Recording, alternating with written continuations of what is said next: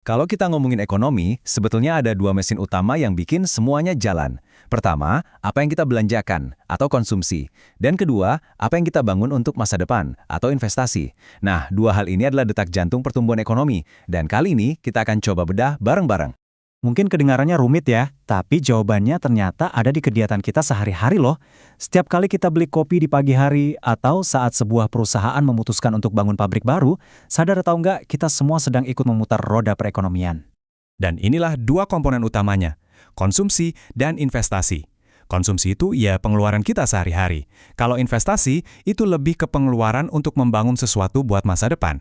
Yuk kita lihat lebih dalam gimana cara kerja dua mesin ini. Oke, ini dia gambaran besar pembahasan kita. Kita mulai dari kenalan dulu sama dua mesin ekonomi ini. Terus, kita coba ngertiin apa sih yang bikin kita belanja. Setelah itu, kita bedah 3 jenis investasi, cari tahu apa aja faktor pendorongnya, dan terakhir, kita lihat gimana peran pemerintah lewat kebijakan fiskal. Yuk kita mulai dari bagian pertama. Di sini kita akan coba definisikan dua kekuatan besar yang jadi penentu sehat atau tidaknya ekonomi sebuah negara. Anggap aja ini kayak kita lagi belajar baca peta ekonomi biar tahu arahnya kemana. Gampangnya gini deh, konsumsi itu lebih ngaruh ke fluktuasi jangka pendek. Ya, apa yang terjadi hari ini, minggu ini. Sementara investasi itu yang nentuin seberapa kokoh fondasi kita buat pertumbuhan jangka panjang. Keduanya ini saling terkait dan bareng-bareng nentuin nasib ekonomi kita. Oke, sekarang kita fokus ke mesin yang pertama, konsumsi. Dan kalau ngomongin konsumsi, rasanya nggak lengkap kalau kita nggak nyebut nama John Maynard Keynes. Dia ini bisa dibilang bapaknya teori konsumsi modern, yang idenya benar-benar mengubah cara kita melihat kebiasaan belanja. Nah, konsep kuncinya Keynes itu namanya MPC, atau Marginal Propensity to Consume. Gini deh, bayangin kamu dapat bonus 1 juta rupiah. Nah, berapa dari 1 juta itu yang bakal langsung kamu pakai buat jajan atau belanja? Sisanya ditabung. Porsi yang kamu belanjakan itulah MPC-mu. Simpel kan? Dan menurut Keynes ini penting banget. Dari konsep MPC tadi, Keynes punya 3 dalil utama. 1. MPC itu angkanya antara 0 dan 1.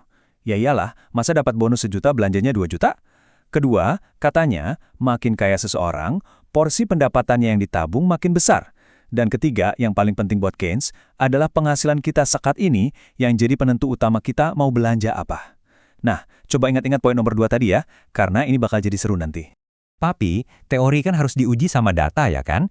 Nah, disinilah muncul seorang ekonom peraih Nobel, Simon Kuznets. Dia ngumpulin data jangka panjang, puluhan tahun, dan nemuin sesuatu yang mengejutkan. Ternyata, dalil kedua Keynes tadi, yang bilang orang kaya makin banyak nabung, nggak sepenuhnya terbukti dalam jangka panjang. Justru, rasio antara konsumsi dan pendapatan itu cenderung stabil banget dari dekade ke dekade. Nah loh, jadi ada teka-teki kan? Teorinya Keynes kayaknya cocok buat jangka pendek, tapi temuannya Kuznets dari data jangka panjang nunjukin hal lain. Inilah yang bikin para ekonom mikir keras dan akhirnya ngembangin teori-teori konsumsi yang lebih modern dan lebih lengkap. Salah satu jawabannya datang dari Irving Fisher dengan ide yang keren banget, anggaran antar waktu, atau gampangnya, anggaran seumur hidup. Intinya, kita tuh nggak cuma mikirin gaji bulan ini aja pas mau belanja. Kita juga mikirin, kira-kira pendapatan saya di masa depan gimana ya? Plus faktor lain kayak suku bunga. Contohnya, kalau suku bunga lagi tinggi banget, kita mungkin mikir, wah mending duitnya ditabung aja deh, lumayan bunganya, daripada dibelanjain sekarang. Dan ini kita bisa lihat datanya langsung dari Indonesia. Coba perhatiin deh, angka di tahun 2020 anjlok banget kan? Ya, itu efek pandemi COVID-19. Guncangan besar yang bikin semua orang ngerem belanja. Tapi lihat juga gimana setelah itu konsumsi bisa bangkit lagi. Ini bukti nyata betapa dinamisnya mesin konsumsi ini. Oke, cukup soal konsumsi. Sekarang kita pindah ke mesin kedua, investasi. Kalau konsumsi itu fokusnya ke hari ini, investasi itu mikirin hari esok. Ini soal gimana kita membangun fondasi buat masa depan. Yuk kita bedah jadi 3 jenis utama. Jadi investasi itu nggak cuma satu macam ya. Ada 3 komponen besar. Pertama, investasi tetap bisnis. Ini kayak perusahaan beli mesin atau bangun pabrik. Kedua, investasi residensial. Ini soal pembangunan rumah baru. Dan ketiga, investasi persediaan, alias stok barang yang disimpan di gudang. Masing-masing ini punya karakteristiknya sendiri-sendiri. Nah, investasi tetap bisnis ini penting banget. Ini tulang punggungnya kapasitas produksi negara. Coba bayangin, pas sebuah perusahaan investasi beli mesin baru, Efeknya itu berantai. Produksinya ningkat, butuh orang buat operasionalin mesinnya, jadi buka lapangan kerja, dan ujung-ujungnya ekonomi tumbuh. Investasi persediaan ini agak unik. Porsinya di ekonomi emang kecil, tapi gerakannya, wah, paling liar dan fluktuatif. Gampangnya kalau penjualan lagi sepi, barang numpuk di gudang. Kalau lagi laris manis, gudang langsung kosong. Makanya perubahan persediaan ini sering jadi sinyal penting buat ekonom untuk membaca mood bisnis jangka pendek. Oke, kita udah tahu jenis-jenisnya. Sekarang pertanyaannya, apa sih yang bikin perusahaan akhirnya bilang, oke, kita investasi? Apa aja faktor-faktor yang jadi pertimbangan mereka?